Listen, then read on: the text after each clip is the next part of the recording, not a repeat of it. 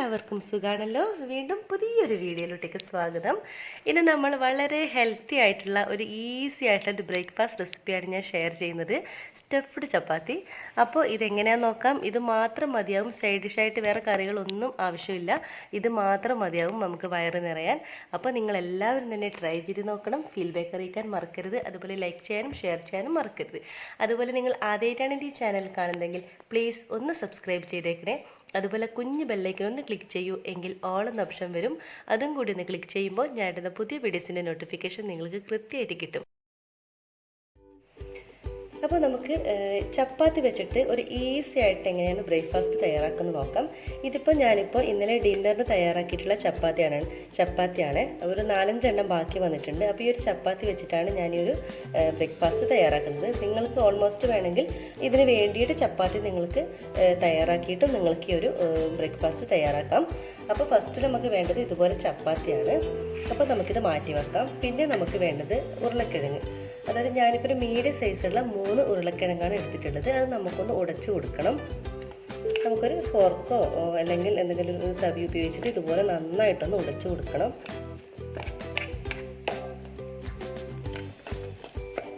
ഞാനിപ്പോൾ ഉപ്പിട്ട് വേവിച്ചിട്ടുള്ള കിഴങ്ങാണ് കേട്ടോ ഇത്.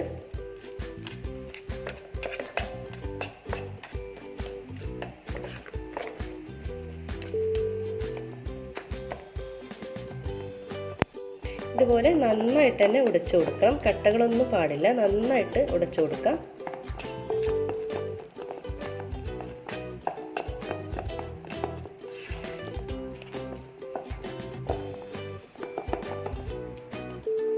ഇനി ഇതിലോട്ടേക്ക് ഒരല്പം മഞ്ഞൾപ്പൊടി ചേർത്ത് കൊടുക്കാം. അല്പം മഞ്ഞൾപ്പൊടി ചേർത്ത് കൊടുക്കാം. എന്നിട്ട് ഒന്നും കൂടി നന്നായിട്ട് തന്നെ മിക്സ് ആക്കി എടുക്കണം.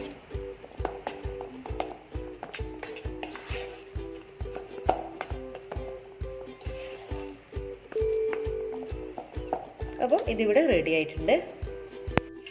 ഇനി നമുക്കൊരു പാൻ വെച്ചിട്ട് അതിലോട്ടേക്ക് കുറച്ച് ഓയിൽ ഒഴിച്ചു കൊടുക്കാം.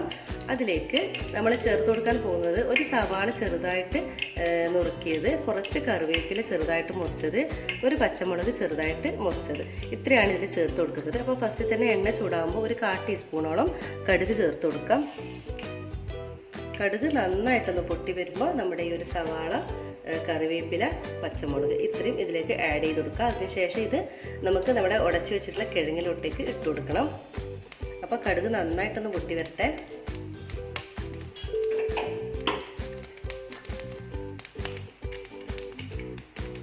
അപ്പോൾ കടുക് നന്നായിട്ട് തന്നെ പൊട്ടി വരുന്നുണ്ട്. ഇതിലോട്ടേക്ക് നമുക്ക് ആദ്യം തന്നെ പച്ചമുളക് ചേർത്ത് കൊടുക്കാം. പിന്നെ കറിവേപ്പില ഇട്ട് കൊടുക്കാം. പിന്നെ സവാള ചേർത്ത് കൊടുക്കാം.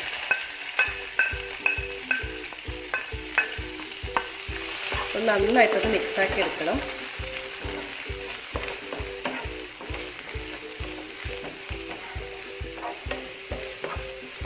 ജസ്റ്റ് ഒന്ന് വഴറ്റിയാൽ മാത്രം മതി കേട്ടോ. നമ്മുടെ സവാള ഓവറായിട്ട് കുക്കായൊന്നും വേണ്ട.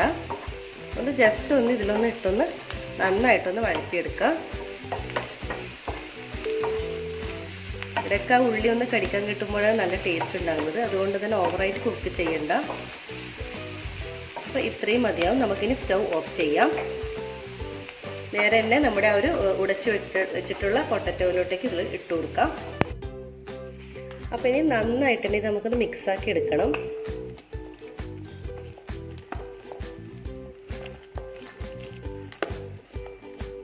നമ്മുടെ കിഴങ്ങും സവാളയൊക്കെ കൂടി നന്നായിട്ട് തന്നെ മിക്സാക്കി വരണം.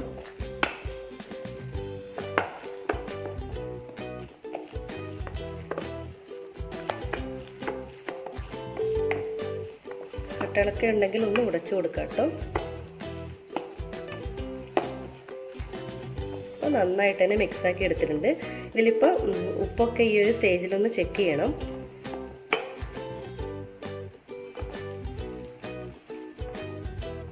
അപ്പോൾ ഇതിലൊരല്പം ഉപ്പിൻ്റെ കുറവുണ്ട്. നമുക്കൊരല്പം കൂടി ഉപ്പ് ചേർത്ത് കൊടുക്കാം. എന്നിട്ട് നന്നായിട്ട് ഒന്നും കൂടി ഒന്ന് മിക്സാക്കി എടുക്കണം.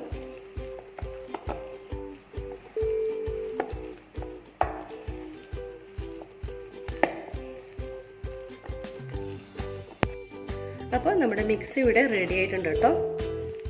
ഇനി നമുക്കിതിന് ചപ്പാത്തിയിൽ എങ്ങനെ ഫില്ല് ചെയ്യുന്നത് നോക്കാം.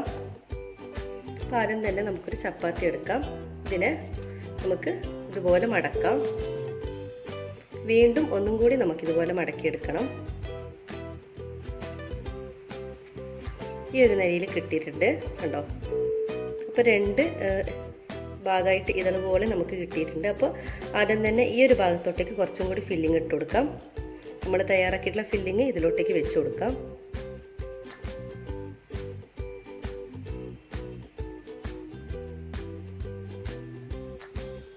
പിന്നെ ഈ ഒരു ഭാഗത്തും നമുക്ക് കുറച്ച് ഫില്ലിങ് വെച്ച് കൊടുക്കാം.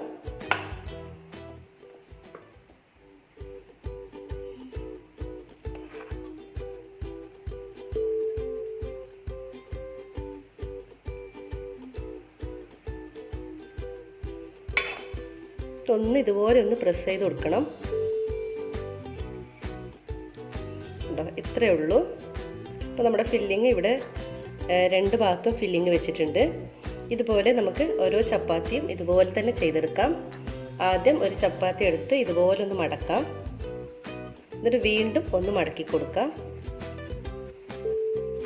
അപ്പോൾ ഈ ഒരു രീതിയിൽ നമുക്ക് കിട്ടും. അപ്പോൾ ഫസ്റ്റ് നമുക്ക് ഈ ഒരു ഭാഗത്ത് ഈ ഫില്ലിങ് വെച്ച് കൊടുക്കാം.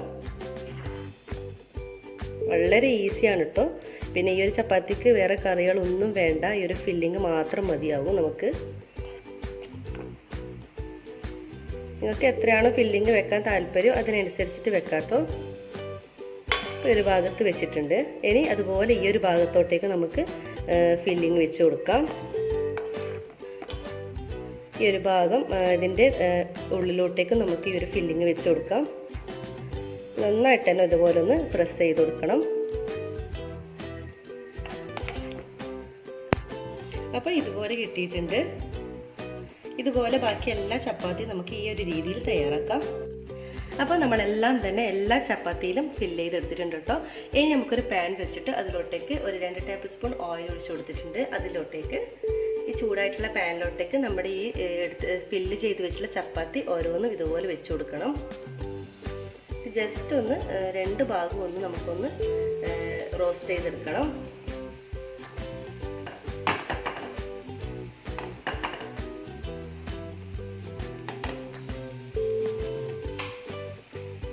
ഒന്ന് 2 സെക്കൻഡേ മതിയാവും കേട്ടോ. ആ ഒരു ഭാഗം ഒന്നാകുമ്പോൾ നമുക്കൊന്ന് തിരിച്ചിട്ട് കൊടുക്കണം. അപ്പോൾ 1-2 സെക്കൻഡ് ആയിട്ടുണ്ട്. നമുക്ക് ഇതുപോലെ ഒന്ന് പ്രസ് ചെയ്ത് കൊടുക്കണം. ഇനി നമുക്കൊന്ന് ഇത് തിരിച്ചിട്ട് കൊടുക്കാം കേട്ടോ.